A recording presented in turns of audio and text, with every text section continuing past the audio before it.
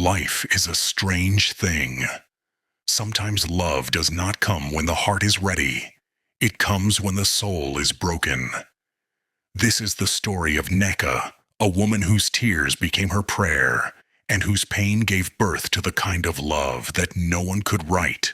In the quiet town of Nasuka, there lived a young woman named Neka Obi.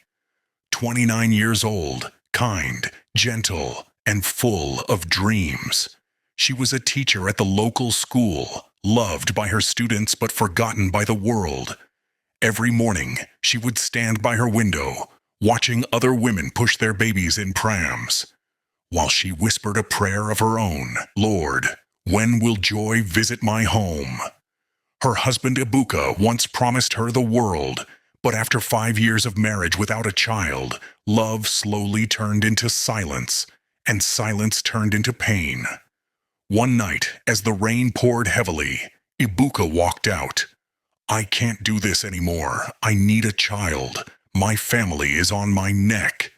Maybe I'll find peace elsewhere, says Ibuka. Neka fell to her knees, begging, crying. But he left. That night, her tears filled the small room, and the rain outside seemed to cry with her. 3 months later, Neka was walking home from evening church service when she heard a faint cry by the roadside.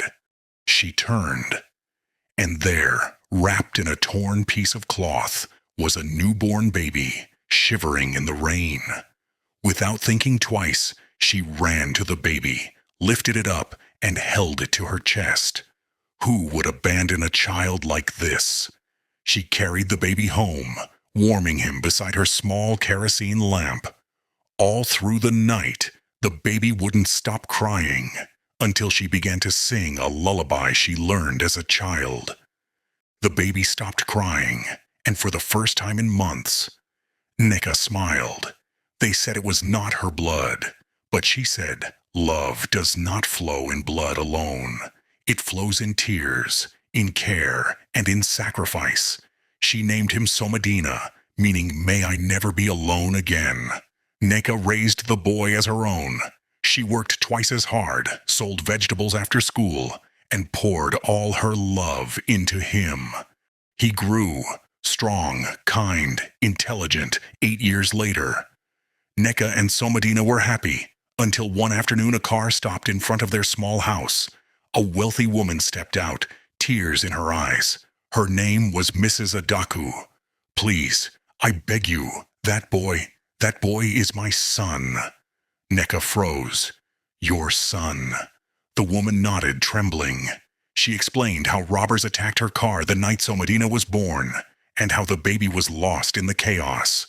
She had searched for years. Now, through DNA tests done at a local hospital, where Neka once took Somadina for malaria treatment, she had found him. Neka's heart broke, not because of the truth, but because love was being torn from her hands. That night, she sat beside Somadina's bed, watching him sleep.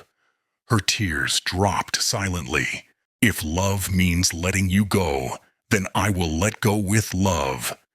The next morning she packed his clothes and handed him over to Mrs. Adaku, smiling through pain. Some goodbyes are not spoken with words. They are spoken with the silence of a breaking heart. Months passed. Neka's house became empty again. No laughter, no footsteps, only memories. Until one morning, she received a letter. It was from Mrs. Adaku. Dear Neka, every night Somadina prays for you. He calls you his real mother. He says your love lives in his heart like a song that never ends. We have decided he belongs with you. A mother is not the one who gives birth, but the one who gives love. When Neka saw the car arrive that day, and Somadina ran out shouting, Mama, Mama, I'm home, she fell to her knees, crying uncontrollably. Those were not just tears. They were tears that spoke love. A few months later, something miraculous happened. Neka discovered she was pregnant. After years of tears, after heartbreak, after being left and forgotten. Joy came like the morning sun. When she gave birth, she named her daughter Chizaram, meaning God answered me. Sometimes, God delays joy not because he forgets us, but because he is preparing a miracle that will make every tear worth it. Neka's tears built 2 children, one from her heart, one from her womb. And in both, love spoke louder than blood. In this life, the greatest mothers are not those who give birth, but those who give love. Watch out for part 2, but don't forget to subscribe, like and share. See you next time.